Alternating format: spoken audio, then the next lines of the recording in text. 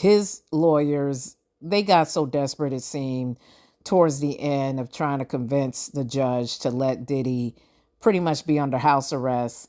They even said that, look, Diddy's like an altar boy now. He listens to sermons every day. And I'm just like, no, you are not trying to bring up Jesus and God during this moment. But I guess you have to do what you have to do. So we all saw yesterday that Diddy's bail was denied by the magistrate judge.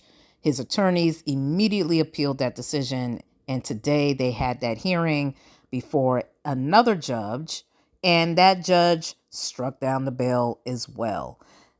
This judge agreed with the prosecution that Diddy would still be a possible danger to witnesses and that he would engage in obstruction of justice. The prosecution brought evidence of what they said was Diddy engaging in obstruction in terms of texting witnesses, calling witnesses dozens of times, allegedly trying to influence them in terms of what they may say to the feds, maybe possibly offering them money.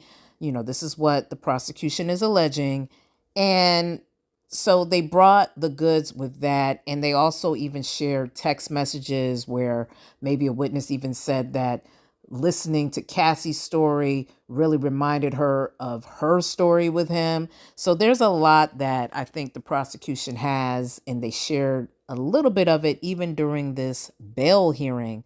Now, Diddy's attorneys, they tried to make the argument that Diddy has been very cooperative with the feds by even coming to New York. He was ready to surrender. He gave up his passport. He gave up some of his family members gave up their passports, from his children to his mother. He put together a $50 million bond package and even agreed to not have any female visitors outside of his family come to his home. He even brought up a security company that would be like off-duty police officers that could watch him just to make sure he's not engaging in obstruction or calling any witnesses. But ultimately, the judge just didn't buy it. In fact, the judge actually focused still on that tape with Cassie and the violence that he witnessed, and pretty much said, hey, I look at you still as a danger.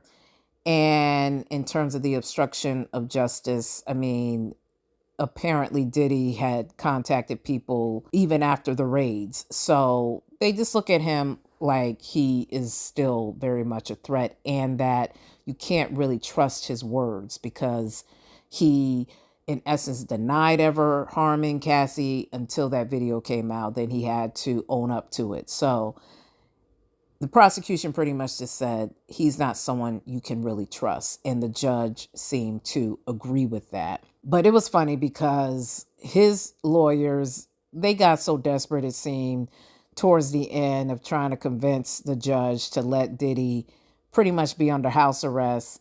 They even said that, look, Diddy's like an altar boy now. He listens to sermons every day. And I'm just like, no, you are not trying to bring up Jesus and God during this moment. But I guess you have to do what you have to do.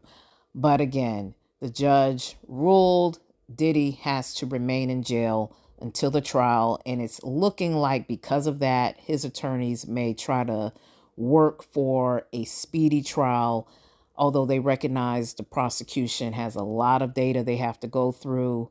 They have a lot of devices they still have to look through. But ultimately, it's his right to call for a speedy trial. So we shall see. But that's the news on Diddy today.